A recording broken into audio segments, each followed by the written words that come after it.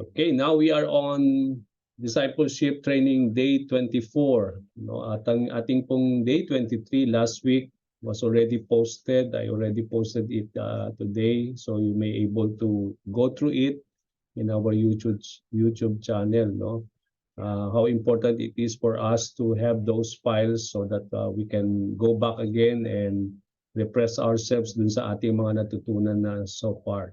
Okay, let me just share the screen to continue our topic tonight.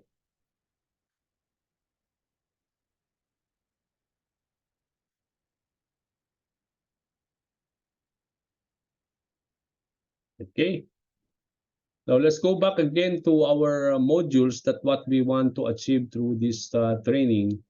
As we said, may 4 na module po tayong tatapusin sa ating training, and I hope that we are able to finish module 1 today to complete yung ating module 1. Sa ating pong module 1, ang gusto nating mapag-aralan, and so far we are already in prayer, and to complete this, nandun yung the gospel, repentance and faith, assurance of salvation, abiding in the word, part 1 and part 2, and then everything that we need to know about prayer. Then after we finish this, we will move ourselves to module 2. So module 2, we will be talking about loving God. How do we love God? No? And to love God, we need to know His attributes. Pag sinabi nating attributes, ito yung kanyang mga character, ito yung nature of God, and we will talk about that in 2 parts. So part 1 and part 2.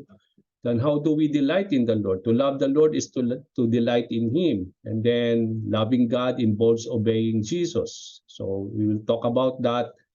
Loving God calls us to overcome temptation, and then loving the Lord calls us to walk in the Spirit. Now, in Module 3, we'll be talking about cultivating godliness. Yung ating mga lessons for this topic will be practicing the one another's, committing to the local church, the use of time, money and possessions, humility and forgiveness. And then the last module before we will be having our graduation to distribute the certificates is we will be learning about making disciples. Ang nakapaloob po mga lessons dyan sa topic ng Module 4 is fasting, spiritual gifts, evangelism, the cause of discipleship, disciples, making disciples, and catching a world vision. Dito sa ating Module 1, very quickly po, just para matapos natin itong ating Module 1, yung ating lesson about prayer. Natapos na natin so far itong mga lessons na ito, and what we are learning today to complete this module is itong prayer. I hope, sabi nga natin, itong mga lessons na ito, nandun na po yan sa ating YouTube channel. So napakarami nating mga lessons about these topics. If you want to go back again, you may do so para to remind ourselves to this wonderful topic na natutunan natin sa ating Module 1. Now, let's proceed to our topic about prayer. Last time, bago tayo nagtapos, we tackle itong question number 7 sa ating training manual, and we talk about the attributes of God. Although sabi nga natin kanina sa module 2, we will be learning more about the attributes of God. But then when we talk about prayer, mga kapatid, there are many scriptures that reveal who God is and yung kanyang nature when it comes to prayer. Okay, so marami tayong mga passages in the Bible that talks about everything about about prayer that reveals the attributes of God. No? Kagaya nung natutunan natin last time, remember when Abraham interceded in behalf of Sodom and Gomorrah, although itinuloy ng Panginoon yung kanyang judgment, is because walang natagpuan ng Panginoon na righteous to spare the city, no? And I believe one thing that we will able to understand this passage is that God will not tolerate unrighteousness. Why? Is because He is a righteous God, and being a righteous God will always talk about that He is a righteous judge as well. And so we believe that if God is righteous, then unrighteousness he will not really tolerate among his people. Kaya nga dito makita natin that yung wickedness and unrighteousness of the people will always lead to destruction.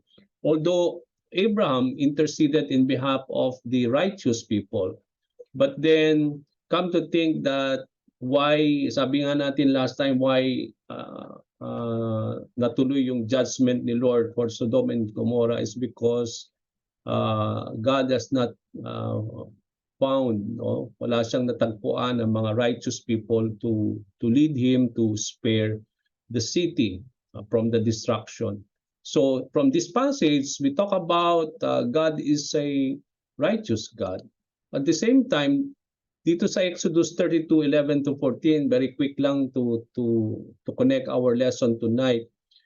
One of the attributes also that God revealed in this passage when Moses also interceded in behalf of the people of Israel is the truthfulness of God, that God is a faithful Lord, He is a gracious God, and a God who always keeps His covenant promise, or He's always keeping His promise to what He has given to Abraham, Isaac, and Jacob. Another attribute of the Lord that was revealed in this passage about prayer, we talk about ask and it will be given to you, seek and you will find, knock and the door will be open to you. No, it says here that it reveals that God is a loving God and He is a God who always kind and He will always give good gifts to His children. No, how much sabi nga natin, we as parents will always give good gifts to our children, despite that we are evil, despite that we are not really good. But God is a good God. That God is a indeed a righteous God, and He is a gracious Lord. That's why He will always. We expect that He will always extend good gifts to those people, especially to His children who will always ask of Him. So ito yung mga attributes na nakita natin that we will talk about that more in our module 2. Now in Luke 5:16, 6:12, and Matthew 14:23, if we look to Jesus our example in prayer, how it will shape our own prayer lives. We talked about that last time. Dito sa mga verses na ito, makita natin that we will desire to be in prayer with the Lord often. We won't look at prayer as a burden but a joy. No? Nakita natin kay Jesus Christ that He always often withdrew to lonely places just to pray, that He will always spend time in communion with the Father. At makita natin dito na as followers of the Lord, how important it is to follow the example of the Lord, that we need to find joy in praying because prayer is not a burden, no? Hindi ito kabigatan sa atin para manalangin, but we look unto prayer as a joy, especially in spending time with the Lord in communion with Him. Kaya napaka-importante that we need to have, that we desire prayer and to be with the Lord often, as He invites us to come to Him in communion with the Lord, no? At napaka-importante that we need to have a time with the Lord to commune with Him as our Father in heaven. Okay, also dito sa question number 9, what do the following scripture teach who we should be praying? Natapos po natin yung una, yung Ephesians chapter 6 verse 18, that we always pray for the Lord's people, no, to our fellow brothers and sisters in the Lord, that whenever the time that we pray, how important that we need to pray for our brothers and sisters in Christ and to the people of the Lord. Now, here we will continue po sa question number 9 ng ating lesson regarding this topic. Now, what do the following scripture teach who we should pray for? Sino ba yung dapat daw nating ipanalangin din aside from the Lord's people or all the people of God?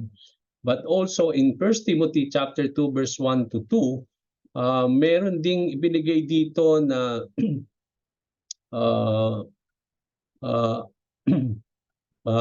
passage si Paul regarding whom we should also pray for, no?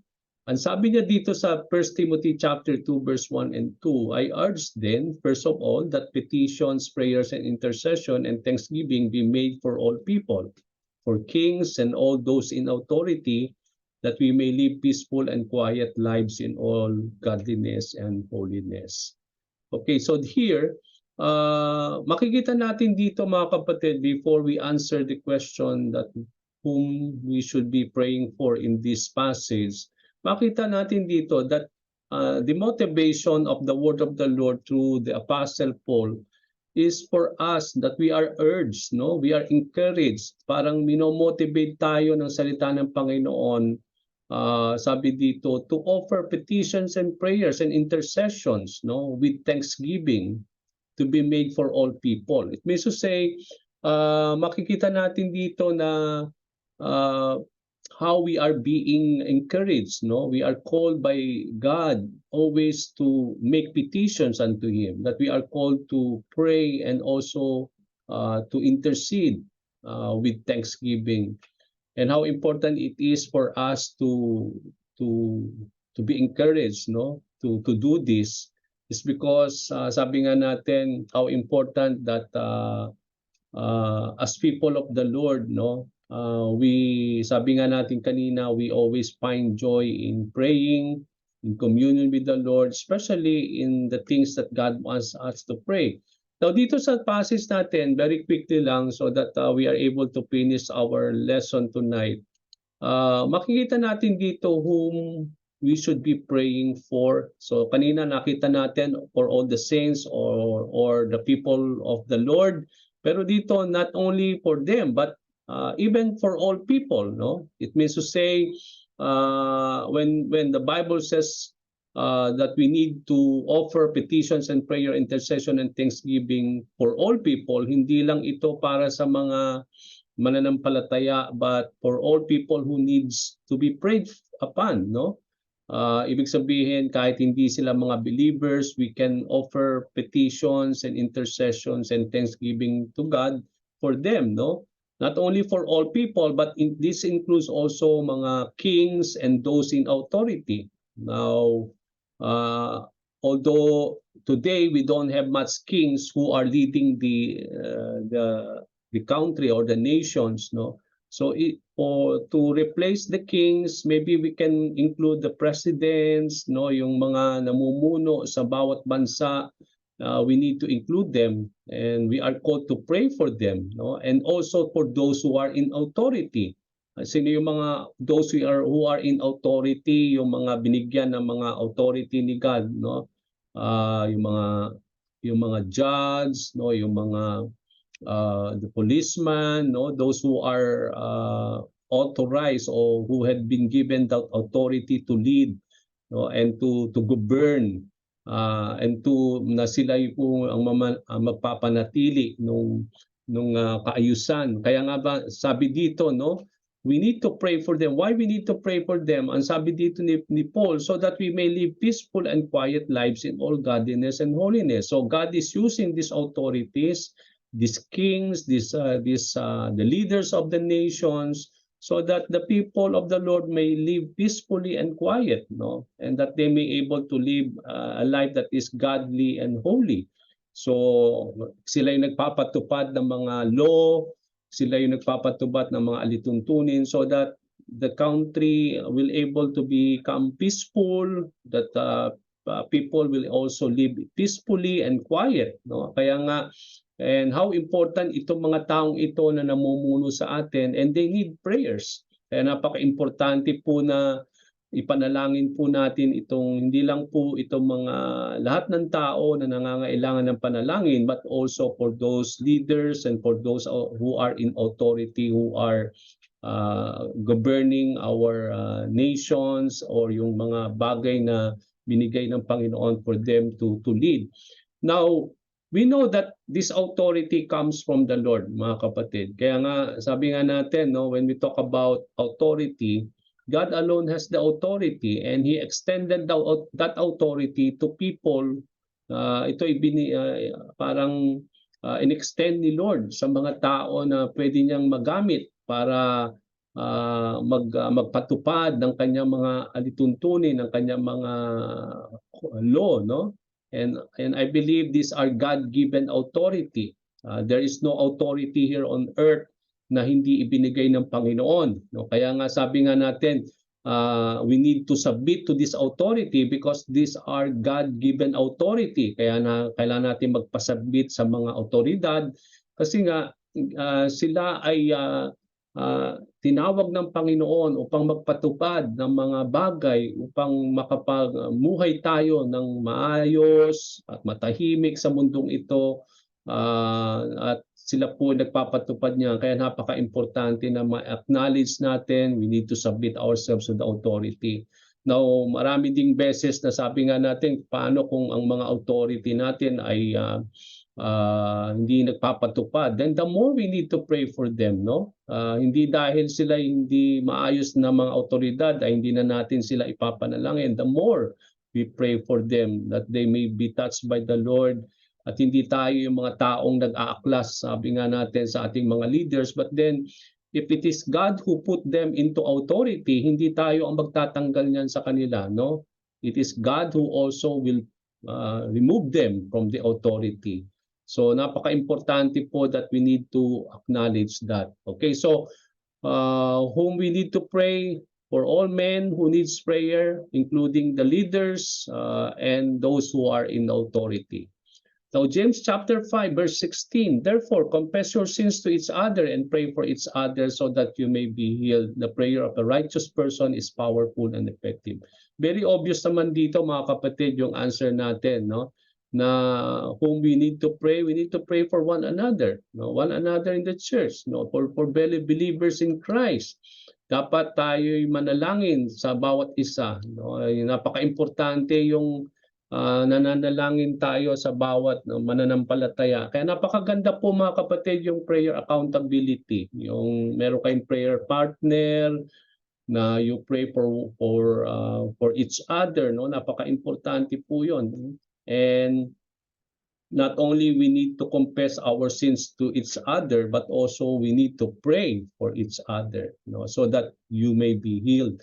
Napaka-importante po 'yon, no, na if you want healing, no, napaka-importante that there is someone who can also pray for you, no, that you are not only praying for yourself, pero napaka-importante yung accountability or yung prayer partner mo that there is someone also praying for you so that you may be healed. Now, napaka-importante sabi dito na the prayer of a righteous person is powerful and effective. Ang isang panalangin ng isang taong matiwid daw ay powerful and effective, no? Now, what makes prayer so powerful and effective? Mga kapatid, let us put this into a right context, no? Hindi dahil ikaw ay matuwid, kapag nanalangin ka, powerful at magiging effective ang prayer mo. No? I believe this is not what James is trying to say. What he is saying is that the power and the effectivity of our prayers does not based on ourselves, no? Hindi dahil magaling ka mag-pray or mahaba ka mag-pray or ang nilalaman ng prayer mo ay magagandang salita, that's why it becomes powerful and effective, no? Hindi dahil matuwid kang tao kaya nagiging powerful ang ating mga prayer at effective. I think prayer becomes powerful is because of God alone, because it is God who hears, it is God who hears our prayers, it is God who bless our prayers. So kaya nagiging powerful and effective ang ating mga prayer ay hindi dahil sa atin, hindi dahil patungkol sa iyo, kundi ito'y patungkol sa Diyos, because He is a loving God, He is a gracious Lord, that He is a God that who always hears the prayers of His people. And if it is according to His will, sabi nga sa pangako ng Panginoon is that it will be granted to us, no, that we have come to receive what we have asked of Him if we pray according to His will. So there will be moment that our prayer will be powerful and effective, but let us not put the glory on ourselves, no, but let us put the glory back to the Lord, because it is God who always hears, and it is God who always bless the prayers of His people. Kaya lang napaka-importante na ang sinasabi dito ni James, that we need to be somehow clean, so that our prayers will be heard, so that our prayers will be blessed by God, no? Kaya nga binanggit dito yung righteous person. A righteous person is always clean, who is always upright in the sight of the Lord, and that's why when you pray, somehow our prayer is being heard. You know, sometimes it is being blessed by the Lord, and because of that, our prayers become powerful and effective, is not because of anything about us, but it is because of God who always hears the prayers of His people. So we need to pray for one another, no?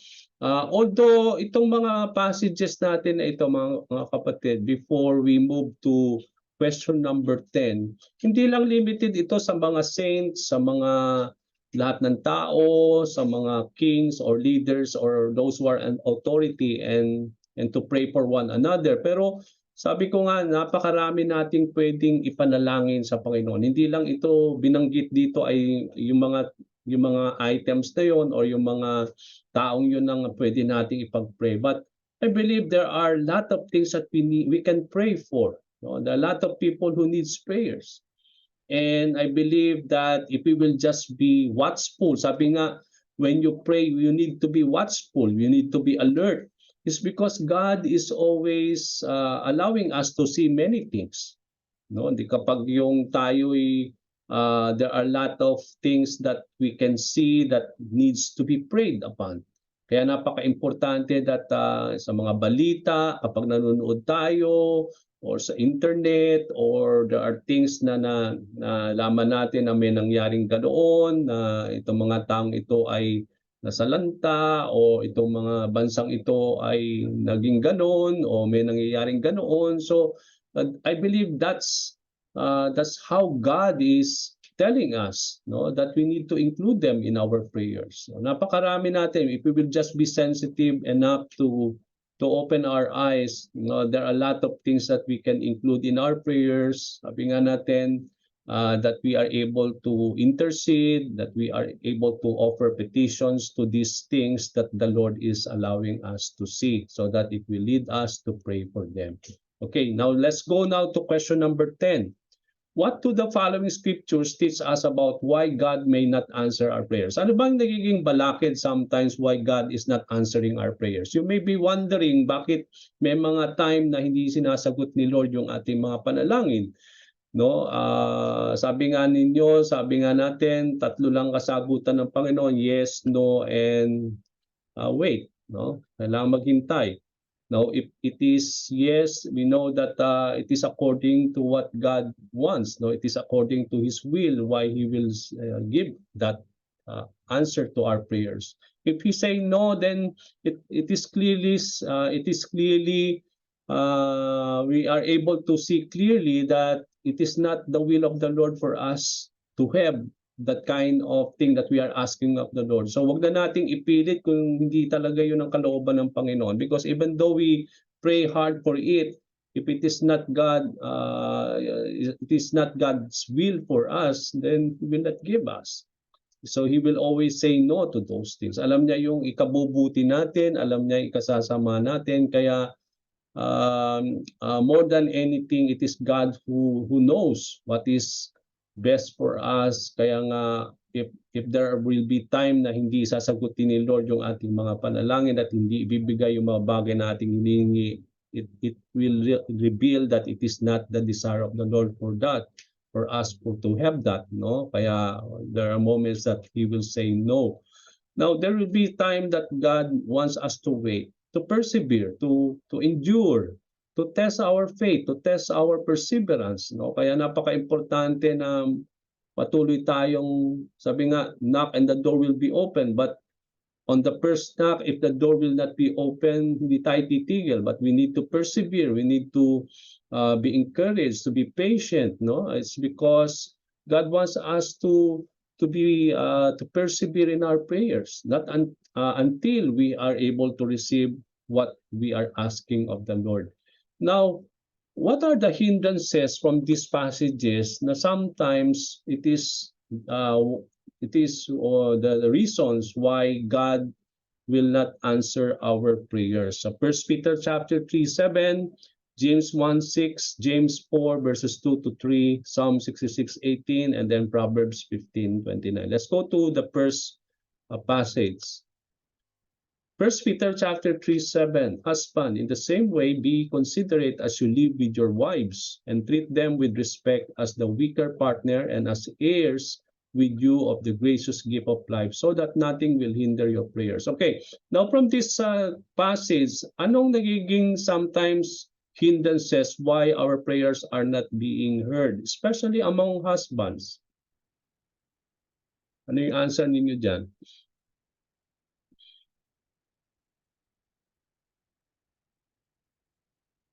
Especially sa kung mga kalalakihan kagaya namin ni Brother Romeo, okay?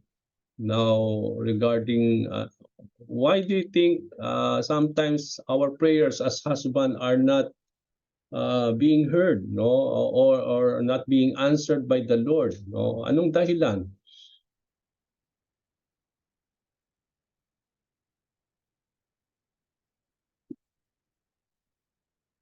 Okay? Let's see the answer. A husband is not treating his wife with understanding and respect. Kaya nga kami mga kalalakihan na mga husband, we are called to be considerate to our wives, no? Kasi ang sabi dito ni Peter, you have to treat your wives, no? Not only you need to love them, but we need to be considerate to them. We need to treat them with respect, no? And to somehow treat them with understanding. At ang sabi dito ni Peter, so that nothing will hinder your prayer. So it means to say, if we will not be considerate, if we will not understand, and we will not treat our wives with all these things, then it may really hinders our prayers. That explains why sometimes walang kasagutan sa Panginoon, no? That God is not answering our prayers because there is something that we need to address first, so that our prayers may be heard, no? So that our prayers may be blessed by the Lord. So kaya napaka-importante yung relationship natin bilang husband and wife, no? So I believe it is not only when it comes to the husband, no? Siguro also for the wives, no? Kasi I think there are responsibilities, there is a commitment na involved sa husband and wife, di ba? Sabi nga ni Paul sa Ephesians, husband, love your wives, but then wives submit to your husbands, no? Napaka-importante doon. And I believe that if we will be faithful in doing our commitment in our relationship, I believe that's something na talagang it will not hinder us in our prayer life. But come to think naman, kung awayan lang kayo ng awayan, bangayan ng bangayan, batuhan ng batuhan ng mga plato, how do you think God will hear our prayers, no? Kung ganun po tayo. So I believe in our relationship with husband and wife relationship, dapat it is a mutual thing. God glorifying, God is pleased in our relationship so that our prayers will not be hindered, no? Yun yung sinasabi dito. Kaya nga napaka-importante yung sa atin na how we relate to our spouses, no? Sa ating pong mga asawa. Kasi may bearing po yan, nakaka-apekto po yan sa ating sa panalangin natin kung ganyan, kung hindi po tayo maayos yung ating pong relasyon sa bawat isa as being husband and wife. Kaya nga sabi ko dito, although nakatukoy ito sa mga husbands, but then it does not limit to them alone, no? Kayong mga kababaihan din, you need to also to treat your husband with respect also, because if God wants the husband to treat the wife with understanding and respect, it is not a one-sided thing lang, no? Hindi lang ito one side, kundi pati na rin sa mga wife, they need to treat their husband with understanding and with respect as well. Okay, because they are the head of the family. Sabi nga ng Panginoon, itinalagas ang mga husband to become the head of the family. Just as Christ is the head of the church, God called the husband to be head of the family. Okay, napaka-importante po 'yon. So, number one that hinders our prayers for God will, may not answer it is because if we will not treat our spouses with understanding and respect. Okay?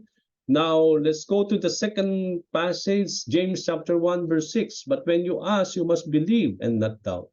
Because the one who doubts is like a wave of the sea blown and tossed by the wind. So anong problema dito sa tingin niyo sa James 1:6? Bakit why God may not answer our prayers?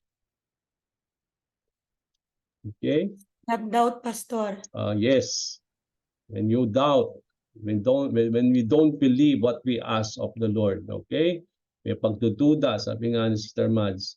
Okay, so kapag nagdududa tayo, come to think, you are praying and you have doubt.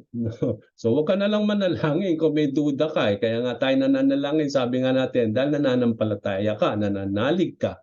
Pero kung hindi ka nananalig, so huwag ka na lang mag-pray kasi hindi yun hindi yun yung opposite yun Kaya nga sabi dito ni James, when you ask, you must believe, no? Hindi doubt. So prayer always is accompanied by faith, no? And because there is faith, you must believe. And kaya nga sabi dito, because the one who doubts is like hinalintulad ng isang nagdududa o na may alinlangan sa isang wave in the sea that is being blown and tossed by the wind, no? Yung wave laging nakasalalay yan o somehow it is being tossed into here and there by the wind, no? Kaya nga kapag malakas ang hangin, then we know that there will be malakas din yung alon, no? So makikita natin dito at ganun tulad isang taong nagdududa pagdating sa Panginoon, sa mga bagay na kanyang hinihingi kay Lord, no? Kaya napaka-importante yung one of the principle na natutunan natin last time, di ba? When you pray, you believe as if you have received it and it will be yours, di ba? Yun ang sabi ng Panginoon na nananalangin ka pa lang, naniniwala ka na, nananampalataya ka na, natatanggapin mo yon. And that it will be, no? When you pray, you believe that you had received it and it will be yours, sabi nga. So faith should always be accompanied with belief, with assurance that God always hears, that God is an answering God, that if it is according to His will, then we will able to have that assurance that God will bless us with what we are asking of Him. Okay, so yung pagdududa will always hinders our prayers, no? So when we pray, we should always be filled with assurances, with faith, because without faith, then I believe God will not able to hear even our prayers, because God looks unto the faith of His people when we pray unto the Lord. Okay, napaka-importanting ingredients yung faith whenever we pray to the Lord. Okay, let's go now to the third passage. Okay, so when we pray with doubts, okay, now James chapter 4 from verses 2 to 3. You desire but do not have, so you kill. You covet but you cannot get what you want, so you quarrel and fight. You do not have because you do not ask God. When you ask, you do not receive because you ask with wrong motives, that you may spend what you get on your pleasure. Maraming sinabi dito si James, no? Na sometimes ito yung dahilan that God is not answering our prayers. Ano yung mga nakita ninyo diyan? Hindrances dito sa passage na ito. Pastor, madami, pero in short, we are sinners. Okay, yes, we are, because of what we do out of our sins, no? And I believe that that's something that we can see. No? So marami dito mga makikita natin before even James o si Santiago, sinabi dito yung mga dahilan bakit na sometimes God is not answering our prayers. Meron siyang sinabi dito that you desire but you do not have. So you kill.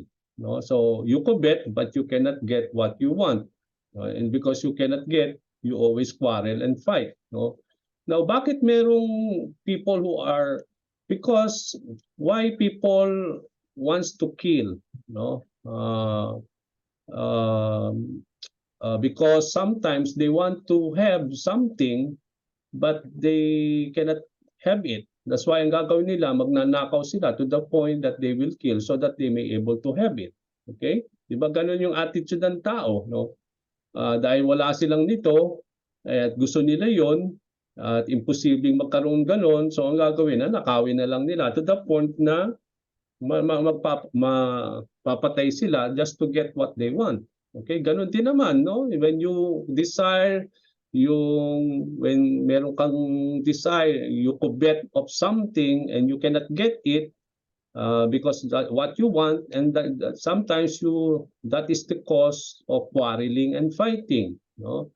Now, ang sinasabi ni James ito, why you are not having all these things, the ones ito yung what you want to have and what you want is because you are not asking, no? You, instead of doing it for yourself, sometimes sabi nga natin, we try to do everything for ourselves to have the things that we want, no? Yung mga pangailangan natin, normally we work for it, no? And so that sabi nga natin, but the principle behind this thing in James is that why we are not having all these things that we need is because we fail to ask of the Lord, no? You do not have because you do not ask God. Kaya wala tayo is because kulang ka sa panalangin, no? At dahil kulang sa panalangin, anong gagawin mo? Gagawa ka ng sarili mong pamaraan para magkaroon ka ng mga bagay na kailangan mo. To the point na pwede ka makasakit ng tao o makapatay or it will always lead you to quarrel and fighting, no? And but for us, sabi nga natin, but this may happen to unbelievers, but for us believers in the Lord, we always rely on God, no? We always ask God for all of our needs is because every good and perfect gifts comes from the Lord, sabi sa Bible. So everything that we have comes from the Lord. So there's nothing that we can work for ourselves to have it. No? And that's why we always ask of the Lord what we want or what we need. But then, ang sabi dito, when you ask, you do not receive. No? So here comes that we ask of the Lord pero hindi rin natin tinanggap. It's because sometimes ang dahilan dito is because bakit hindi natin tinanggap yung ating hiningi is because either we don't ask or we seek or we ask with selfish motive. Okay, nanalangin ka nga, no? Humingi ka nga kay Lord. Kaya lang yung hinihingi mo, it is out of your selfish motives, no? Yung mga wrong motives that you may spend what you get on your own pleasure. Yung parang you become selfish on what you are asking of the Lord, no? Na para bang para sa iyo lang 'yon, na walang it is not something that you can share or it is not something that other people can also sabi doon yung can partake of it, di ba? Kaya nga sometimes yung mga prayers natin sometimes it becomes so selfish because yung ating dinadalangin sa Panginoon ay para lang sa atin na we become so selfish in asking of the Lord. And at kung titingnan natin yung motibo ng ating mga panalangin, no, ito'y laging patungkol lang sa iyo, no, patungkol sa sarili mo, sa pangailangan mo. But what about other people's need, no? What about other people's that they also need to have, no? And how important it is also to pray, no, to pray for them so that they may also be blessed by the Lord, no. So Dalawang sinasabi dito ni Santiago na bakit God will not answer if we are not asking. So we don't expect that God will give you if you are not asking. No. Kung hindi ka nananalangin, don't expect that God will bless you. No, so hindi nakakapagtaka yun. And then if you ask, then we need to ask, sabi nga natin, you have to ask according to the will of the Lord. According to the needs of the people. Yun talagang desire ni Lord na yun yung gusto niyang mangyari. Kaya nga kapag pinagpe-pray natin ang mga bagay na gustuhan ng Panginoon, then I believe it is something that gives us the assurance that He will hear and bless those prayers. No? So, kailangan chine-check ni Lord yung motibo natin kung bakit natin hinihingi yon. It may be a wrong motive why you are asking it, and if it is a wrong motive done out of selfishness, then God will not bless that. I believe that yung motibo mo ay para lang sa iyo, no, na it will really benefit you, not other people, na ikaw lang yung mabe-bless, hindi yung ibang tao, then that will be a selfish motive or selfish asking from the Lord. So I believe He will not give that to us. Okay, so I think that's something also that this thing tells us. Okay, now Psalm 66 verse 18. If I had cherished in my heart, the Lord will not have listened. No? So very obvious naman, no? Anong sagot niya dyan?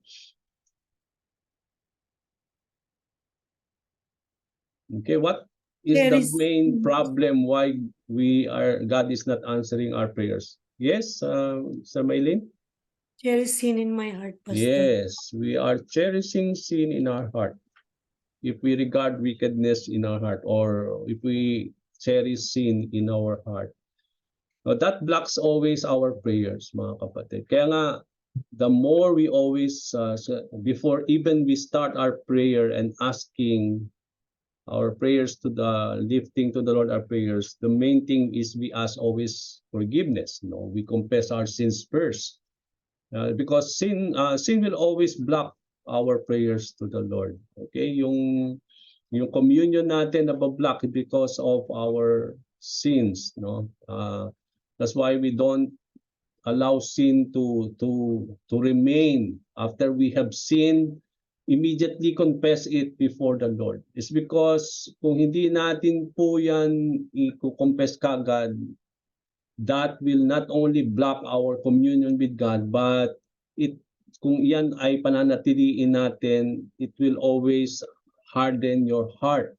Okay? Kaya nga napaka-importante na we need to confess it before the Lord. No? And if we cherish in our heart, God will not listen to our prayers. Kaya nga napaka-importante po yung confession, that there is we don't regard wickedness in our hearts, because God will always look unto the sincerity and the purity ng ating puso kapag tayo nananalangin sa Panginoon. So another great principle that we need to be guided whenever the time that we pray to the Lord. Okay? Proverbs 15:29, the Lord is far from the wicked, but He hears the prayer of the righteous. Okay? So merong contrast na ibinibigay dito ang Panginoon sa Proverbs 15:29. Yung contrast dito is about the wicked and the righteous, no? And here, ang sabi ni Lord, no, dito sa ating pong what does this tells us about why God may not answer our prayers, is because sabi nga natin, if you are wicked, no, then the Lord is far from you, no? But ang pangako naman ng Panginoon sa mga matuwid, na ginawa niyang matuwid, ay kanyang didinggin ang kanilang mga panalangin, that God will hear the prayer of the righteous. Kaya nga napaka-importante, no, that yung nearness of the Lord is far from the wicked, no? If you are a sinner and you continuously sin against the Lord, then don't expect that the nearness of God or in the presence of the Lord will be in your midst, no? Sabi nga natin, But sabi na natin, but when God made you righteous, one of the blessings that when God made you righteous is that He always hears our prayers. Kaya nga makikita natin dito, no, yung babalikan natin yung kay Santiago kanina, that the prayer of a righteous man is powerful and effective. It becomes powerful is not because of your righteousness, but it because of God who hears the prayers of the righteous. Kaya yung Proverbs 15, yun yung sagot sa James, no? Bakit nagiging powerful and effective ang ating mga prayer bilang mga matuwid ni Lord is because it is God who hears the prayer of the righteous. So hindi dahil righteous ka kaya powerful yung ano mo. So parang sa'yo rin yun, no? Parang ang glory sa'yo din. No, hindi kaya nagiging effective yung prayer mo is because righteous ka. So hindi kay Lord ang glory, nasa iyo din. So it means to say may mali doon. So ibig sabihin, kaya lang nagiging powerful at effective yung ating mga prayer bilang mga matuwid ni Lord is because it is God who hears and makes our prayers powerful and effective. So kay God pa rin talaga that makes our prayers powerful and effective. It is He who makes our prayers powerful and effective. It's because He hears the prayers of His people. Okay? So now let's go now to question number 11. Okay, I think we will able to finish our lesson today and complete our module 1. So what do the following scripture teach us about how we should not pray? Okay? So kanina, ang dami natin, no? Ano yung dapat ipag-pray, sino yung ipag-pray, ano yung mga bakit hindi dinidinig ni Lord, no? Kaya ang daming mga somehow learnings from this module, from this teaching about prayer that gives us insights and understanding about everything about prayer. Now dito naman sa ating mga passages na ito, these passages teaches or the scriptures teach us about what or how o paano daw tayo we should not pray. No? Hindi ito yung kanina we should pray how we should pray, but here how we should not pray. No? Hindi dapat tayo manalangin ng ganito. Okay? So, meron tayong binigyan ng ganito daw tayo manalangin, pero may mga bagay din na itinuro sa Bible na hindi dapat ganito tayo manalangin. So, there is this do and don'ts. Okay? This is what we need to do, but these are also we should not do when it comes to prayer. Okay? So, Matthew 6 verse 5 to 6 and then Matthew 6 verse 7. Okay, let's go to the first passage. Okay? Matthew 6 verse 5 to 6. And when you pray, sabi dito, do not be like the hypocrites, for they love to pray standing in the synagogues and on the street corners to be seen by others. Truly, I tell you, they have received the rewards in full. But when you pray, go into your room, close the door, and pray to your Father who is unseen. Then your Father who sees what is done in secret will reward you. Okay, what is your answer here? Ano yung dapat na hindi daw tayo ganitong mag-pray? Ano yung, okay? Do not pray like hypocrites, Pastor. Okay, do not pray like the hypocrites. Now, how do the hypocrites pray? Pakitang tao. Pakitang Pasikat. tao. Oo. Pasikat, no? Nagpapakitang tao lagi. No? And I believe we don't want to become like that. No? Hindi lang in form of prayer, mga kapatid. No? Many times, hindi lang itong prayer, although prayer ang sinasabi dito sa Matthew 6, 5 to 6, no, that normally hypocrites do is that they always love to pray na nakikita. Kaya gusto nila lagi ipakita yung ginagawa. Kaya nga, hindi lang ito panalangin mga kapatid. Many times, di ba, kung itutuloy natin dito yung they also want people to see that they are tithing, That they want also people see that they are fasting, kaya ginugulo nila yung buhok nila para makita na talagang nagluluksa sila, di ba? So it is not about only praying, no, but the hypocrites will always do a lot of things in the religious aspect when it comes to God, and they are doing it for people to see it. Kaya pupunta sila sa mga lugar na makikita ng tao. Kaya in one of the example here na ibinigay ni Lord is that the hypocrites always will pray, they will always stand in a synagogue, or hindi man sa synagogue sila mag-stand and pray, but also on the street corners to be seen by others.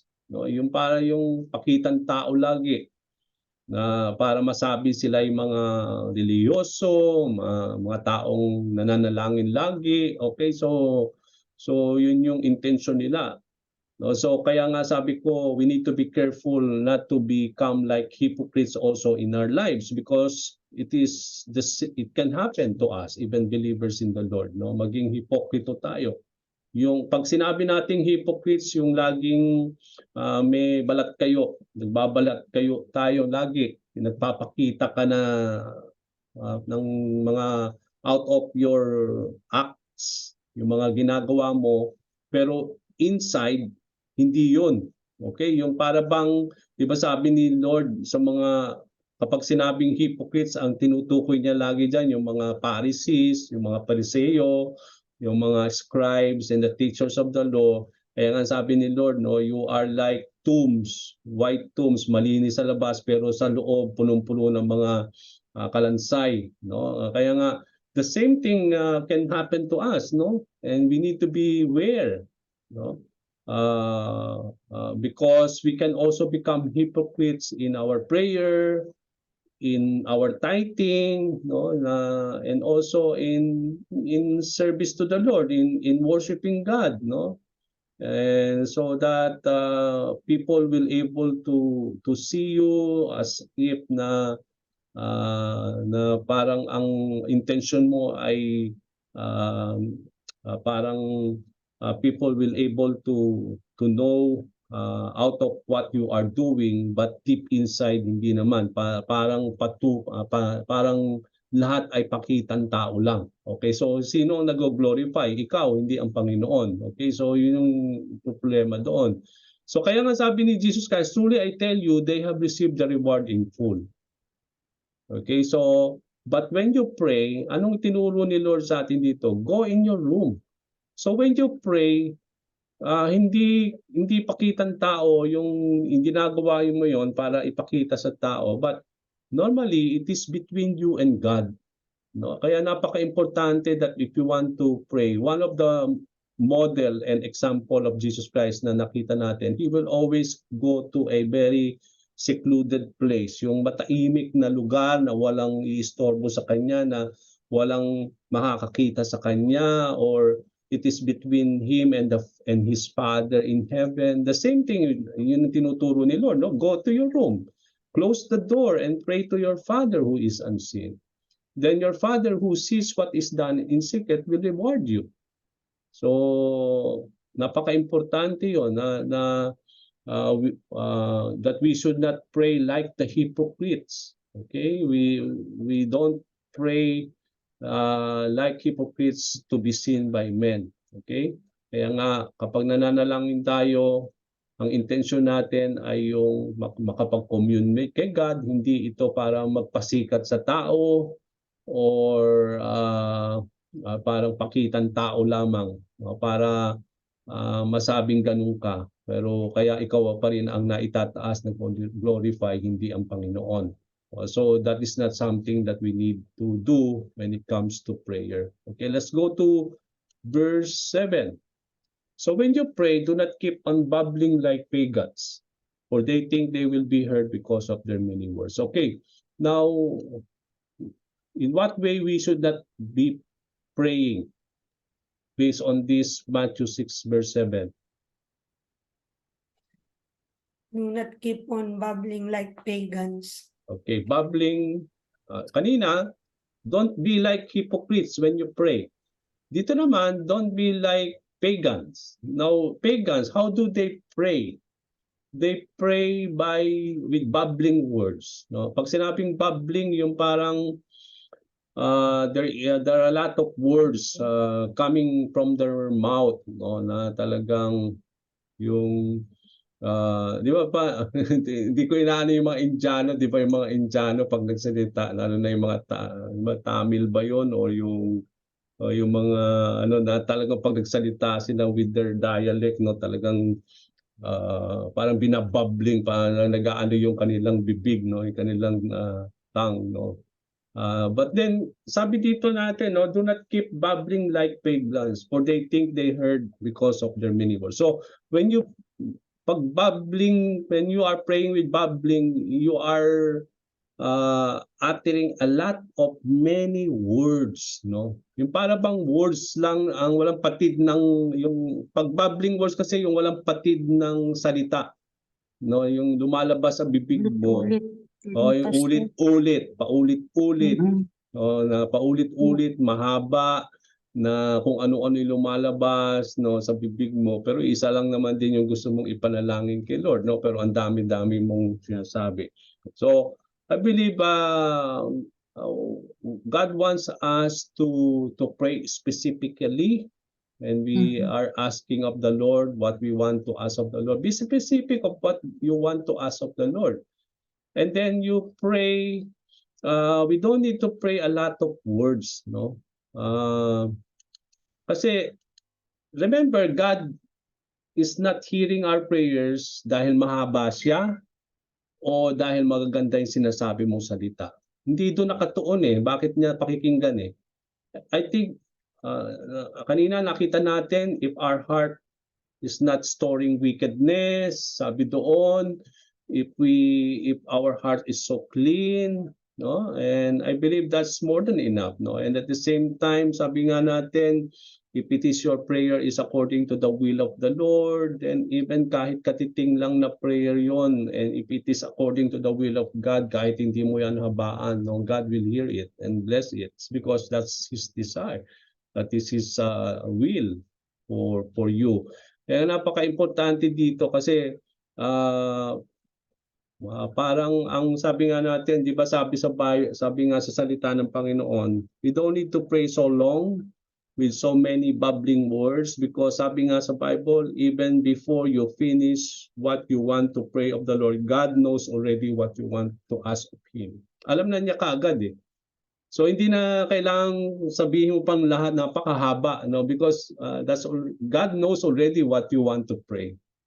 So we need to be specific of what we want to pray to the Lord, and then sabi nga natin, sabi doon, we don't need to use many words or magagandang salita, no. And kaya nga sabi ko nga last time, no, binigyan natin example yung criminal on the side of Jesus Christ, no, a very humble and simple request that's coming from the heart of the criminal, a heart that is repentant, that Lord, remember me when you reach your kingdom and when you reach paradise, no. That very small words, so ilang words lang yun, ha. Come to think, ganun lang yung request niya, and it is just so many few words, and God and Jesus Christ already said, I assure you that you will be with me in paradise, no? Kasi from that very words itself, nandun yung he is repenting, yung humility niya, makikita natin, he is submitting himself, although alam niya nagkasala siya, but he is submitting to the Lord. Hindi nga niya sinabing, Lord, may you take me to your kingdom when you reach your kingdom. Pero sabi niyo, just remember me, Lord. Remember me when you reach paradise, no? Alalahanin mo lang ako. Hindi siya nag-request na dalhin mo ko doon or anything. Although he is not worthy of it, alam niya nagkasala siya kay Lord.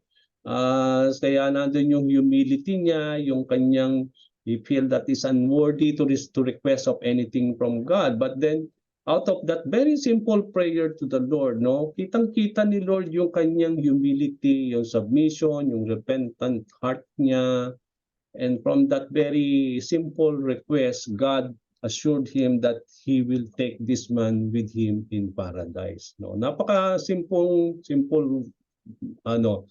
Kaya nga sabi natin, no, we don't need to become like pagans who always pray with many words, no, so that they may be heard, because God already hears our prayer even before we have finished uttering what we have asked, or we want to ask of the Lord.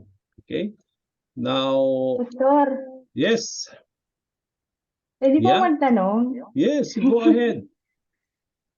Pastor, pag po ba tuwing mananalangin, bakit Yes. po parang karamihan or including po ako, is parang natatakot po mag-pray?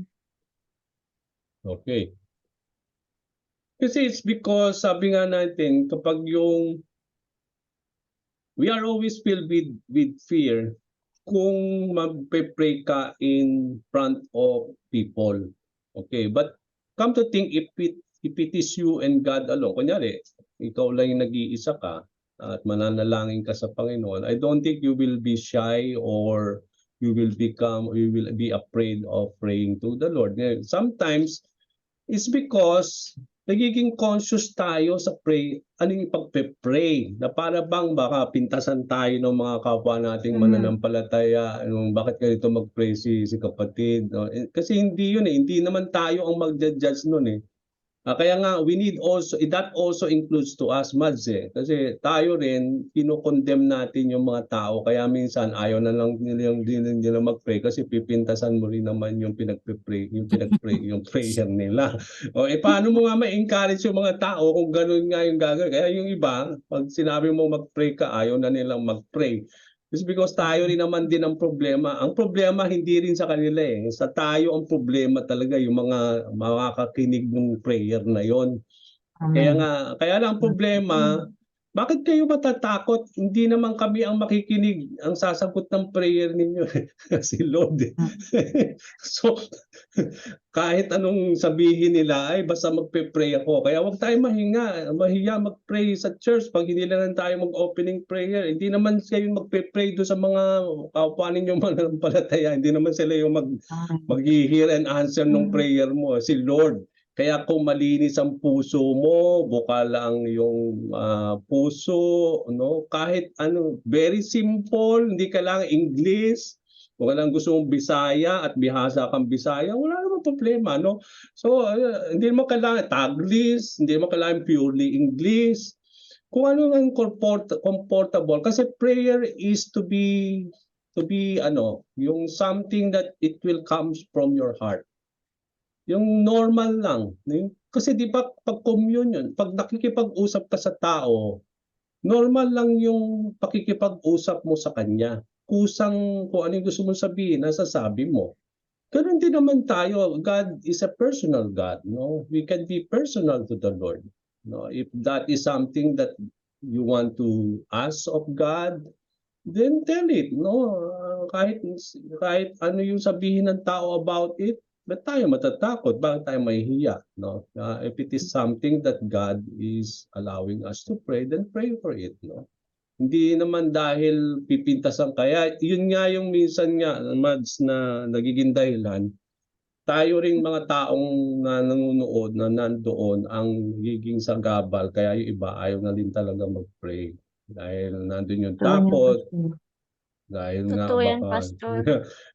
Opo yan. Naranasan ko yan. Ginudge Oo. ako sa prayer ko nung first time kong mag-prayer. Kaya Yes. Yun nga ninervous ang talagang mali. ginudge ako. Pagkatapos talagang prayer, sinabihan talaga ako na hindi dapat ganun ang prayer mo. Tapos sinagot ako ni Sister Cora na first time niya, hindi naman ikaw ang umaano nun, kundi si Lord. Oo, tama yun. Si Lord naman Pero ang nakikinig.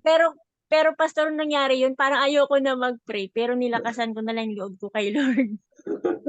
Yeah, tama yan. Dapat ganun lang tayo, mga kapatid, no? That's very good, no? Hindi tayo magpapadala sa mga tao. Okay? It's between Sabi nga, it is God who hears the prayers, not us, no? It is the Lord also who bless the prayers, not us, no? Kaya nga, kahit nga yung ano yung lalabas sa bibig natin, okay lang yon kasi if that is coming from a very clean heart, God hears it. Come to think yung mga, di ba, ang very malinis na puso ay yung mga bata. No? Come to think, yung, di ba, sabi nga ni Lord, don't hinder these children, for there's the Totoo po kingdom of yan. God. Because when children pray, we know that God will always hear the prayers of the children. Because di naman sila nagka-kolehiyo, nag-training ba sila ng prayer? Itong mga batang ito, o tinuruan ba sila ng magandang prayer? No, hindi. Ang mahalaga doon, they are so pure in their heart, di ba? Yung what's coming out from their mouth is indeed so pure, no, dahil sila yung mga innocent na mga bata, no. Ganon din tayo, no, para bang if you are so innocent, you are so pure in your heart, yun yung mahalaga sa Panginoon. Hindi yung sasabihin mong mga Ingles o mahaba ba o pagagandahin mo. Kaya nga minsan sometimes, no, okay, sabihin mo, okay, ikaw mag-pray next week. Prayer should be spontaneous. Hindi mo isusulat yon na parang babasahin mo na lang. Opo. Na, wag naman ganoon. Okay, dapat spontaneous. Wag mo na babasahin. Prepare mo na lang yung heart mo because God is looking unto the heart. Hindi naman niya titingnan yung kung kinabusado mo ba yung prayer mo o yung English mo o yung hindi naman niya titingnan yun eh. So bakit mo isusulat, no? Parang ano, just be what is important is the cleanliness of our heart, and what is coming from your heart, our mouth speaks, sabi nga natin. Okay, so paano natin ma-encourage yung mga tao maturuan mag-prayer kung pupunahin natin yung the way they pray, no? Hindi, kaya nga hindi na sila matututo mag-pray, hindi na sila mag-pray lagi. It's because tayong nagiging sagabal, tayong parang stumbling block para ang mga kapatid ay ma-encourage mag-pray. Okay, so I think that's a good question. Thank you, Sister Madi, for that. Okay? Thank you din po, Pastor. Okay. Now, let's go to the last topic and then we pray. Praying through Scripture. No, ang last dun sa lesson natin is when you pray through the Scripture. How do we do that? Okay, ito yung sabi dun sa manual natin. Si John Piper, a very famous theologian and also many books were written by him, no? Ang sabi niya, John Piper has written, in the Christian life, sabi niya, prayer and the word are connected in such a way that if you disconnect them, both die. Okay, nakita nyo? Na hindi pwedeng paghiwalayin yung prayer tsaka yung word ni God. Okay, magkakuduktong yan. Kaya pag pinaghiwalay mo yan, parang they will be, and when you disconnect from one to another, parang it will die. The Word of God inspires prayer. Ang nag-i-inspire, nag-i-encourage sa prayer ay yung salita ng Panginoon. And it informs prayer and it incarnates prayer. So mahalaga ang Word of God kapag nananalangin tayo. Yung Word of God, ang siyang nag-motivate, nag-i-inspire, no, sa prayers natin, nag-i-inform sa ating mga prayer. Ito yung nag-i-incarnate. Bakit it incarnates prayer is because ibinabalik natin sa Panginoon yung kanyang mga salita by way of prayer. Okay, kaya powerful po when you pray according to the Scriptures. Kaya dapat practicein natin ito, ma-apply natin ito. Napakaganda po yung nananalangin tayo based on the Scripture. Yung salita ng Panginoon, ginagawa mong prayer dahil yung salita niya, ibinabalik ninyo yan kay Lord. No? At napakaganda po yung principle na yan when you pray. Okay, so praying through scripture is a very helpful tool to fuel and inspire prayer. Sabi dun sa lesson natin, the idea is to read over a passage of scripture and pray over the truths presented in it. So, parang yun sa devotion ninyo, di ba pag nagdi-devotion kayo, meron kayong verses. Di ba tinuruan tayo dun sa ating last time, di ba yung how do we study the word of the Lord, di ba yung observation and then interpretation and then application, di ba sa application natin natatandaan ninyo yung acronym, meron bang pangako si Lord na ibinigay, meron bang dapat na iwasang mga kasalanan na dun sa basis na yon, no? Ano yung itinuro niya, di ba? So when you study the scriptures, napakaganda na sinusulat natin, or somehow you prayed out of those truth na pinipresent nung scripture na yon. For example, the Lord's Prayer begins with our Father, di ba? One could contemplate how wonderful it is that we know God as our Father and how compassionate and gracious He is to us. No, it reminds us. Kaya nga kapag nagpe-pray tayo, napakagandang tawagin natin ang Diyos na our Father. No? Kasi yun yung itinuro ni Lord sa Lord's Prayer. No? Kaya nga Diyos Ama sa langit, napaka-importante yun. Kasi when you call God as your Father, you are bringing back to Him that you are simply saying to God that I am your child, no? Na ako'y anak mo, that and because God is a loving Father, then He will be gracious, He will be compassionate Father to all of us, no? And that explains itself, no? Kaya napaka-importante that when you pray, you bring those words into a form of praying. Okay? This then could turn into a prayer of praise and thanksgiving that we have such a loving and caring God for our Father. We could continue through the Lord's Prayer and pray accordingly. No? However, we don't need to limit ourselves to just the Lord's Prayer. Okay, so sabi nga natin kanina, yung Lord's Prayer, pwede ninyong ipanalangin yon. No? Wala namang problema yon eh. Kasi it is already a form of prayer to the Lord, no? Kaya lang, sabi nga natin, kaya nga lang ang nangyari nga, dahil inulit-ulit na, yung sa rosary, no? Hindi na yung maganda. So I believe that's something that we cannot put into practice. No? But there's no problem naman if you want to live to the Lord the same prayer that the Lord teaches us, no? That's the same. Walang problema because that's a form of prayer that Jesus taught us. So the Psalms are bursting forth with emotive petitions to God. Kaya napakaganda yung Psalm. Magbasa kayo ng mga Psalm, ibalik ninyo yung mga verses doon kay Lord. No? Kasi it is, yung mga Psalms kasi are poems and lyrics of songs that is attributed to God. Okay, kaya nga napaka-importante na kapag when you read and when you allow those psalms to become a prayer to the Lord. Oh, napakaganda niyan, mga kapatid. Kaya nga napaka-importante yung we are bringing back this psalm to the Lord, okay? Yung gospel, yung Matthew, Mark, Luke, and John ring forth with truth about Jesus and His shed blood upon the cross, no? Napakaraming mga verses diyan sa gospels na pwede nating i-quote na ibalik kay Lord as a form of prayer unto Him. And then yung epistles naman, mga letters to churches, declare the truths and doctrines of our salvation and our mighty Redeemer. So there are many passages that we can use, no, to bring back to the Lord His promise, no? And that is something that, di ba sabi, for example, I will give you a very good example, no? Di ba sabi nga natin, no, as we end, di ba ang pangako niya doon, di ba?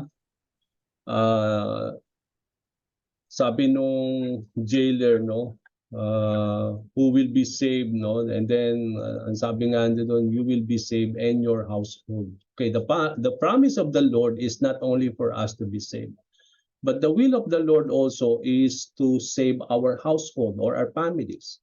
That's why that's the promise of God, no? You will be saved and also your household. So if that is something that has been put into the word of the Lord, then we can bring that back to the Lord. No, Lord, when we pray for the salvation of our families, then bring back to the Lord His promise that, Lord, you said in your words that not only we will be saved, but including our household. Lord, we come to you and we seek your grace for our families and our household, because your will also is for them to be saved. No? So that's praying into the scripture, isn't it? No? Paano mo ilalagay yung John 3:16 as a prayer? Lord, I thank you that you love us so much.